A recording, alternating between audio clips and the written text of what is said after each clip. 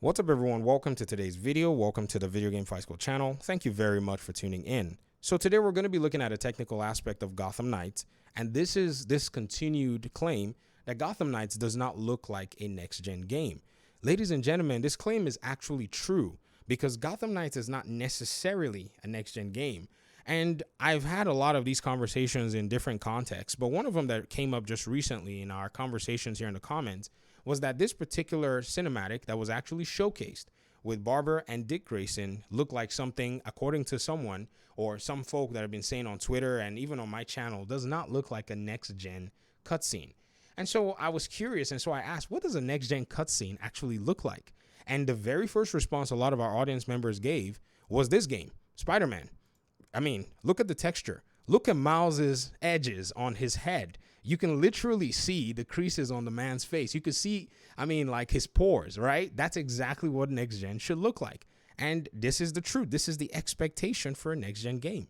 But also keep in mind that if you paid attention, Insomniac developed these games to harness all of the power that the next gen, in quote, consoles could have.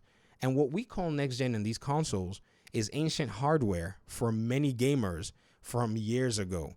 Because even then, gamers had already had the capability to play games at very high quality, high frame rates.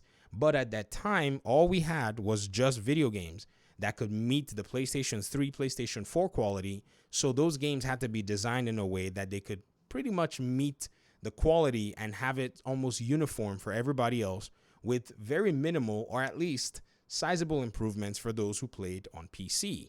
But now in today's day and age, everyone thinks this expectation that Miles Morales and Spider-Man Remasters has set is going to be the standard. Folks, some games had been in development while these new consoles came out, and those games probably got rehashed, canceled, delayed, and all of the above, but they did not build their infrastructure to handle all of this stuff like textures, lighting, and all of the improvements that you have and can actually put in your own game. Those things were probably stripped down so that they could run on like the PS4 and Xbox One. So if you see Gotham Knights looking like it's a PS4 or PS3 game or whatever you want to call it, it's because it was actually developed for the PS4. And this might sound really interesting, but you go back and you look at, say, that first reveal trailer. You look at exactly what this game looked like at that time. You will notice that the game really was playing on some sort of a frame rate quality that you could compare to a PlayStation 4 console. And yes, I can almost guarantee you, if we bet $1, that there is a copy of Gotham Knights that runs to an extent on a PlayStation 4. The only challenge is that copy is in Montreal, and even if you beg the security guard into that studio to let you play the game, and he gives you the controller, you will hate the game because the game is probably not going to play in a very good quality. Hence, the developers decided we might as well just go with the console that can power our game, that can represent the open world in the best way that we've already designed it, and call it good.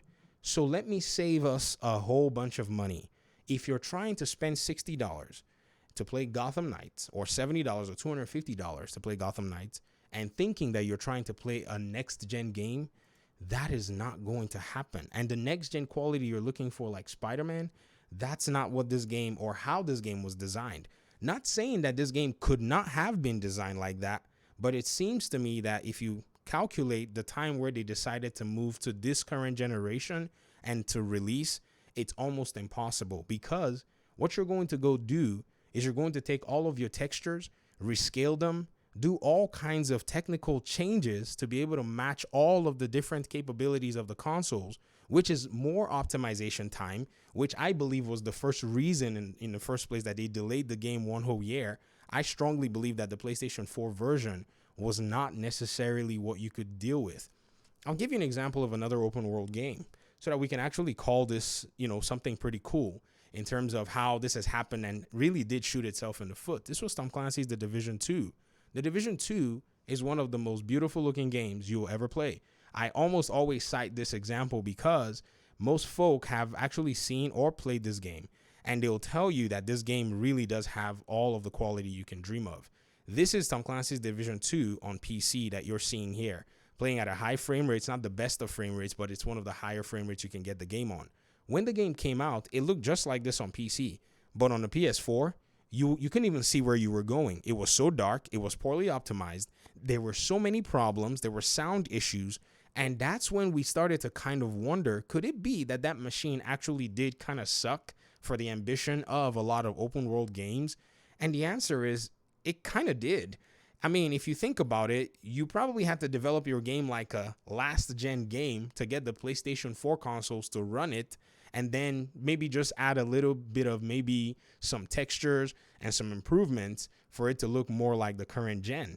Elden Ring did the same thing. You could pretty much go with Elden Ring, and you could pretty much see how that game did not necessarily, if you were playing on a PS5, when you were playing in, quote, the next gen version, it didn't necessarily look too different from the PlayStation 4 version, because the game had been developed, designed, scaled for that particular console, and then everybody else could go ahead and just maybe improve some texture quality and all with their PCs. But with the PlayStation 4, there was pretty much nothing like that. So with this cinematic here and Gotham Knights and folk that are continually saying this doesn't look like a next-gen game, you're right. It is not necessarily a next-gen game. It's just a game that was fortunate enough to have a console come out to fulfill its ambition of an open world. PlayStation 4 is a hard console to develop new ambition-based games on, and that's just the reality.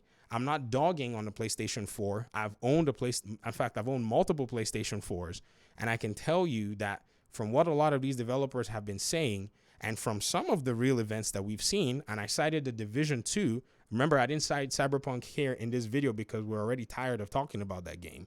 We can already see that these two AAA titles, multi-million-dollar sales titles, by the way, not any random game you're picking up, how they sucked on that machine. The Xbox, on the other hand, is actually much more, for some reason, of a streamlined console. I guess Microsoft was able to maybe pattern the system to be able to run a lot of these games in a decent way. But when it comes to the PlayStation 4 console, for some strange reason, it just appears that the specs could not really allow for a lot of developers to do much more. Now, this particular cutscene you're looking at here, when somebody plays this with an RTX optimized on PC, textures, and all of that really leveled up, you're going to see some of the quality come out very well. So far, this is just, in my opinion, something that was rendered with somewhat of a mid-range machine, and it's actually giving you a good picture of what it is that you might see when the game comes out.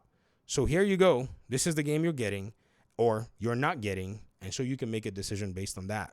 Well, thanks so much for watching the video. I really appreciate you guys for indulging me in these conversations. Comment below. Let's talk. Peace out.